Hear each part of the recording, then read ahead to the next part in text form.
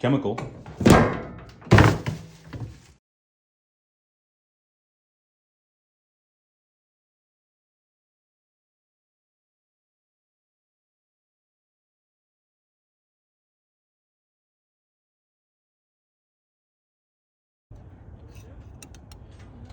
and electrical.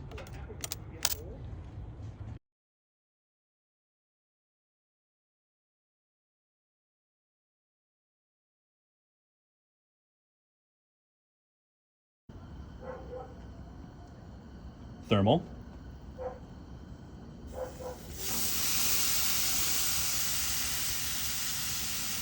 Simon,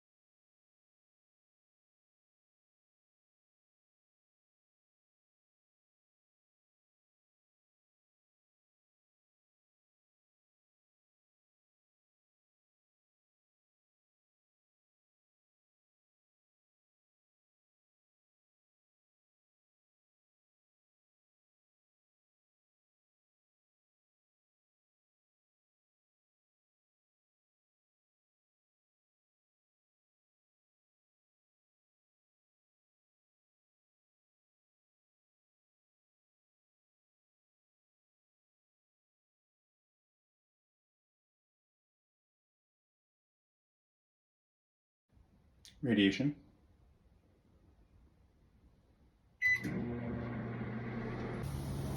thermal burns are probably going to be our most common, so we should double down.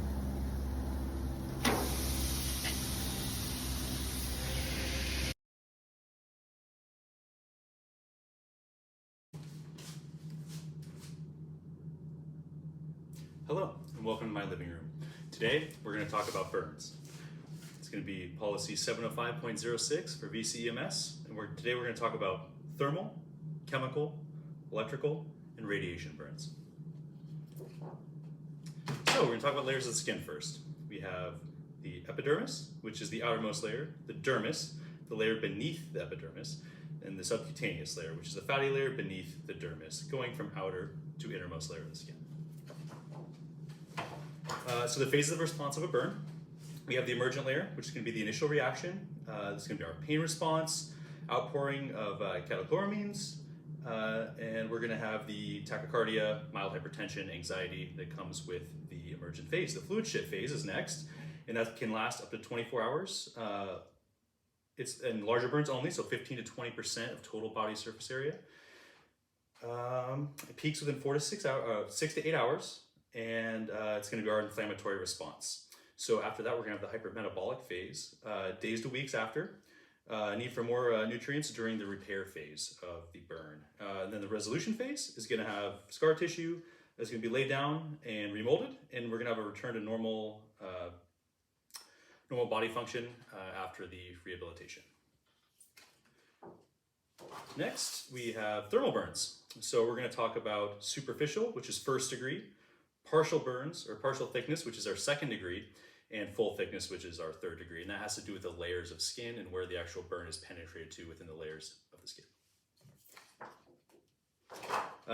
Chemical burns. So our acid burns are going to be coagulation burns through coagulation necrosis.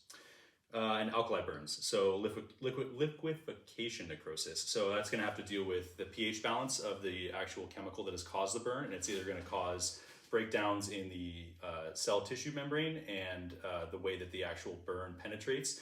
And note that the alkali burns have to go layer by layer, so it has to take out the top layer before, where an acid burn can penetrate deeper. Electrical burns, so we'll talk about a little bit about definitions here. So voltage is actually like the pressure, so think of it like how much water the length of the water coming out of a hose, the pressure of it, and then we're going to go into amps or amperes, which is the actual volume of water flowing, so the volume of electricity. So when we talk about voltage, like a taser can be a high voltage but low amp. That's why it doesn't kill or interrupt any cardiac function. High amp, which would be like your wall socket or a dryer plug or something like that, that's kind of a higher voltage and also higher amperage. The voltage is what's necessary to actually break the skin contact. So a 12-volt system like in your car, when it sparks, it can't shock you, but your wall outlet can, because it's a 12-volt versus 120-volt system. Ohms is going to be the resistance. So when when electricity touches your skin, the resistance at the skin is actually what causes the burn, the delay, the slowdown of that energy through your body. And that's why we have entrance and exit wounds generally from burns. We're good there. Radiation, so we have alpha, beta, gamma, and neutron radiation. That's going to be, we'll start with alpha, so that can be stopped by clothing, very minimal, and it cannot penetrate the epidermis. Beta radiation penetrates clothing, the first few layers of the skin, mostly external injuries, but it also can penetrate if a high dosage of radiation is received. We'll go into gamma next. It's the most powerful ionizing radiation, different lesson for another day, but it's a different type of radiation than neutron radiation. And that penetrates, can penetrate the entire body, and many suffer from airway because it can get deeper in and cause a burn to the inner airway and respiratory system, and that will cause inflammation and edema. Don't really worry about neutron radiation unless there is a nuclear blast or a compromise of a nuclear reactor. In that case, we'll be far away. Well, hopefully. Okay, so let's get into the 705.06. So we have thermal burns, starting with. So you put out the fire, stop the burning process, cool the area with a saline dressing, and that's going to be less than 10% total body surface area. So our smaller burns, we're going to immediately cool with a saline dressing. We'll jump down here, and we're going to talk about how a burn that is greater than 10% body surface area, that's just going to get covered with a cool or with a dry sterile dressing. Either way, once you cool less than 10%, we're still going to cover it with a dry sterile dressing. So either way, we're going to end with a dry sterile dressing. Elevate the extremity if possible. Maintain body heat, which is critical, and pain control per 705.19 policy. More on 705.06. We have liquid chemical burns. We're going to flush that with water. Any liquid chemicals, we're going to flush with water. Dry chemicals, we are going to brush off whatever contaminant is there, and then flush with copious amounts of water. Electrical, turn off the power and remove the victim if possible. And always remember, your scene size up is critical with any burn, but particularly electrical, and make sure that you don't become a victim as well. 705.06, continued, the final slide. We're going to assess total body surface percentage.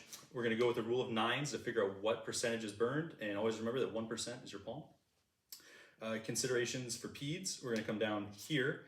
We're going to go to our treatments here.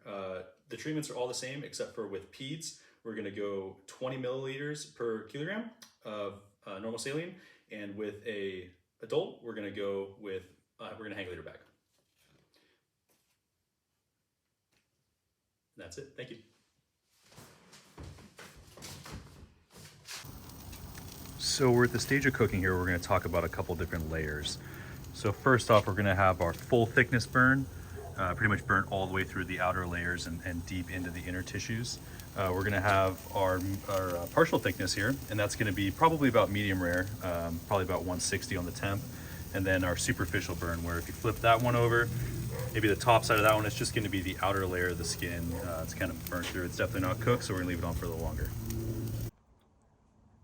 So our partial thickness is turned just about to a full thickness burn here. Still good moisture on the inside, nice and juicy. Remember, always slice against the grain there. So